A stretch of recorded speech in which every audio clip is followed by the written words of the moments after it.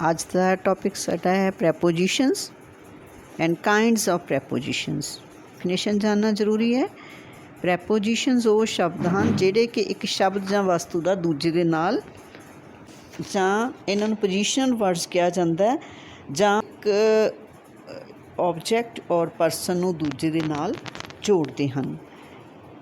And next there are kinds of prepositions: simple prepositions, compound and complex prepositions. But ends of time ਦੇ concern ਦੇ ਵਿੱਚ first preposition at ਹੈ। at is used for the point of time like 7 o'clock 9 o'clock 8 o'clock। ਜਦੋਂ ਤੁਸੀਂ time ਦੱਸਣਾ ਤਾਂ ਉਦੋਂ at ਵਰਤਿਆ ਜਾਊਗਾ। at midnight or at the end of the day ਇਸ ਦੇ ਲਈ ਵੀ ਐਟ ਦੀ ਵਰਤੋਂ ਕੀਤੀ ਜਾਏਗੀ। ਔਰ ਕਿਸੇ ਫੈਸਟੀਵਲ ਦੇ ਬਾਰੇ ਆਪਾਂ ਦੱਸਣਾ ਤਾਂ ਉੱਥੇ ਵੀ ਕੀ ਹੈ, ਫੈਸਟੀਵਲ ਦੇ ਲਈ ਵੀ ਕੀ ਐਟ ਦੀ ਵਰਤੋਂ ਕੀਤੀ ਜਾਣੀ ਹੈ, at Christmas. And next preposition is from preposition ਉਦੋਂ ਵਰਤੋਂ ਕੀਤੀ ਜਾਂਦੀ ਹੈ ਜਦੋਂ ਸੈਂਟੈਂਸ ਇਸ ਦਾ ਜਿਹੜਾ ਕੰਪਲੀਟ ਹੈ, ਜਿੱਥੇ ਵੀ ਫਰੋਮ ਦੀ ਪ੍ਰੈਪੋਜੀਸ਼ਨ ਲੱਗਦੀ ਹੈ ਟੂ ਐਂਡ ਟਿਲ ਦੇ ਨਾਲ ਕੰਪਲੀਟ ਹੁੰਦਾ ਹਮੇਸ਼ਾ। ਟੂ ਐਂਡ टिल फ्रॉम दे नाल शुरू होएगा और टू और टिल दे नाल एंड वाले पार्ट विच टिल लगा होएगा। Starting point of action and by using to और till in the end that is from 8 AM to 3:30 PM। जे असी किसी नूं दसना होए कि मैं सवेरे 7 बजे तो 5 बजे तक बिजी हाँ, असी की कहांगे from 7 AM to 5 PM। On is used with days and dates. Example on Sunday, on 15 December and on the Independence Day। ਦਿਨਾਂ ਨੂੰ ਕਰਦੀ ਹੈ ਔਨ ਪ੍ਰੈਪੋਜੀਸ਼ਨ, ਦਿਨ ਦੇ ਨਾਲ ਵਰਤੀ ਜਾਏਗੀ, ਕਿਸੇ ਡੇਟ ਦੇ ਨਾਲ ਜਾਂ ਕਿਸੇ ਪਾਰਟੀਕੂਲਰ ਡੇ ਦੇ ਨਾਲ। ਔਰ ਐਟ ਦੀ ਵਰਤੋਂ ਫੈਸਟੀਵਲ ਦੇ ਲਈ, ਟਾਈਮ ਦੱਸਣ ਦੇ ਲਈ ਕੀਤੀ ਜਾਂਦੀ ਹੈ। ਨੈਕਸਟ ਪ੍ਰੈਪੋਜੀਸ਼ਨ ਹੈ before. It is also preposition of time use point of future time before 8 AM। जे असी कहने 8 बजे तो पहला, ਇਹਦਾ मतलब कि 8 बजे का जो समा आना तो उत्थे की है बिफोर ਦੀ ਵਰਤੋਂ ਕੀਤੀ ਜਾਊਗੀ। ਇਹਦਾ मीनिंग है पहला और आफ्टर ਦਾ मीनिंग है बाद ਵਿੱਚ। After denotes the period of time in the past. जिस तरह ਜਿਹੜਾ ਸਮਾਂ ਬੀਤ ਜਾਏ। After long struggle we attend independence after a long struggle. Before meaning याद रखने तुसी, बिफोर पहला और आफ्टर पिछों। At also preposition of time. On is use to denote punctuality, सही टाइम ते आना। और इन टाइम जिथे लगा होवे ਇਹਦਾ मतलब की है कि समा खत्म हो गया। और within the meaning before the end of the given time, समा खत्म होने दे विच within half an hour. जे कि you have to attempt the paper within half an hour कि तुसी। In use for period of times in an hour in मार्च।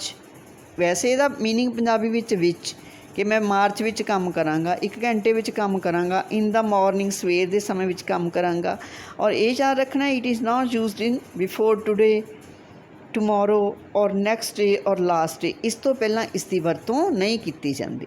ये तुहानूं सौखा रहेगा जेकर तुसीं मीनिंग पंजाबी विच नाल याद रखते हो। नैक्सट है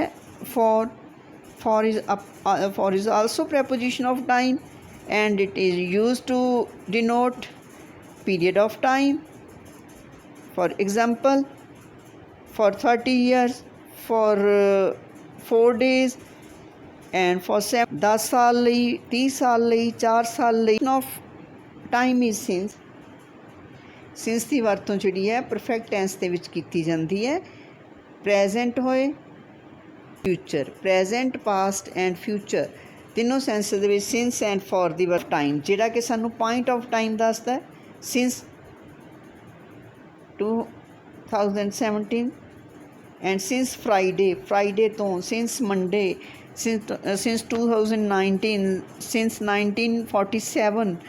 इस सेंस के विच कि पॉइंट ऑफ टाइम नूं दसदा। और जिहड़ा फॉर है वो भी परफेक्ट टेंस के विच लगदा, वो सानू पीरियड ऑफ टाइम बारे दसदा है।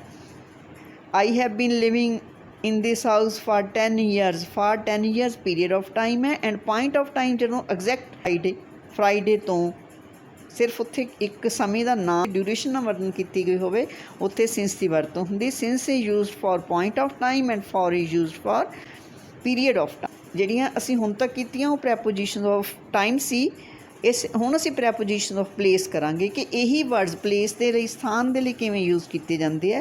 हमेशा याद रखना कि एट प्रैपोजिशन जदों इसनूं प्लेस के कंसर्न विच यूज़ करते हैं तो ये समॉल विलेजेस के लिए, टाउनस के लिए और समॉल एक्सटेंट की जिहड़ी जगह छोटी जगह हैगी है उसके लिए वरत्या जाता है। Example at home, at temple. Also you can use this preposition in context of your village also and in is a wider extent of space. ये ज़्यादा वड्डे थां दे लई दसदी है, जिस तरह इन डेली, इन इंडिया और he is in the house. जदों इन द हाउस असीं यूज़ करांगे उदों स्पेस नूं डिनोट करदी है और ਜਦੋਂ ਅਸੀਂ ਐਟ ਹੋਮ ਦੱਸਦੇ ਹਾਂ ਉਦੋਂ ਪ੍ਰੈਪੋਜੀਸ਼ਨ ਕੀ ਹੈ ਉਹ ਸਾਨੂੰ ਐਗਜ਼ੈਕਟ ਪਲੇਸ ਬਾਰੇ ਦੱਸਦੀ ਹੈ। ਯਾਦ ਰੱਖਣਾ ਕਿ ਐਗਜ਼ੈਕਟ ਮਾਈ ਗ੍ਰੈਂਡ ਮਦਰ ਔਰ my mother is at home, ਇਹਦਾ ਮਤਲਬ ਹੈ ਕਿ ਉਹ ਘਰ ਹਨ।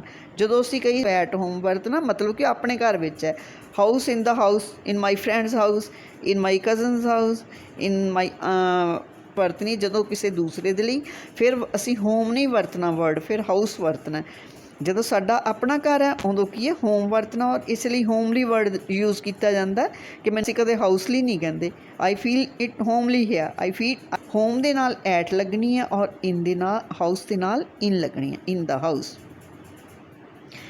And there are many other prepositions of place. I have discussed these prepositions shortly here above. Above is used for a higher position in relation कि जिहड़ा तुहाडे तो ओहदे विच उप्पर होवे। ओवर प्रैपोजिशन दूसरे पासे नूं जाना, बिलो और लोअर इन रैंक होवे। Under for a lower position and between याद रखना कि जदों दो जाणिਆਂ विचकार होवे बिटवीन दी वरतों होएगी ਅਤੇ ਜਦੋਂ दो तो ज़्यादा विच होवे उदों की है अमंग वर्ड वरत्या जाऊगा। बिटवीन जिहड़ियां सर्कल है ये सारियां प्रैपोजिशंस है। under, over, above, all these are prepositions. Beside means by the side of, उसदे नाल। besides meaning in addition to, कि किसी होर चीज़ दे नाल। ये सारियां चीज़ां तुसीं याद रखनियां। Prepositions of time and preposition of place के नाम याद कर लेने हैं, तुहानूं इहदे विच आसानी रहेगी। एंड नैक्सट है where is on used. On is place and it is used for the objects on the upper surface of something. The cat is on the table, the cat is sitting on the floor, or it is sitting on the table, like something. There may be so many examples, and this is the way to use prepositions. And at last, you may easily understand prepositions after knowing these rules. These will also be helpful in giving you direction also. These are into, against, into ਅਤੇ against ਵੀ ਜਿਹੜੀਆਂ ਸਾਡੀਆਂ ਪ੍ਰੈਪੋਜੀਸ਼ਨਸ ਹੈ into ਦੇ ਲਈ ਕਰਦੀ ਹੈ। ਜਦੋਂ ਕੋਈ ਕੰਮ ਕਰਨ ਦੀ ਸੈਂਸ ਆ ਜਾਵੇ, ਉਹਦੇ ਵਿੱਚ ਡਾਇਰੈਕਸ਼ਨ ਹੋਵੇ ਕਿ ਕਿਸ ਦਿਸ਼ਾ ਤੋਂ ਕਿੱਥੇ ਗਿਆ ਔਰ ਮੂਵਮੈਂਟ ਹੋਵੇ, ਇੱਕ ਥਾਂ ਤੇ ਟਿਕਾ ਨਾ ਹੋਵੇ। ਜਿਹੜੀਆਂ ਪ੍ਰੈਪੋਜੀਸ਼ਨ ਇਨ ਐਂਡ ਔਨ ਹੈ ਉਹ ਮੂਵਮੈਂਟ ਦੀਆਂ ਪ੍ਰੈਪੋਜੀਸ਼ਨਸ ਨਹੀਂ ਹੈ। ਜਦੋਂ इंटू इकट्ठा लग गया ये प्रैपोजिशन की है मूवमेंट दी है और अगेंस्ट भी मूवमेंट की प्रैपोजिशन है।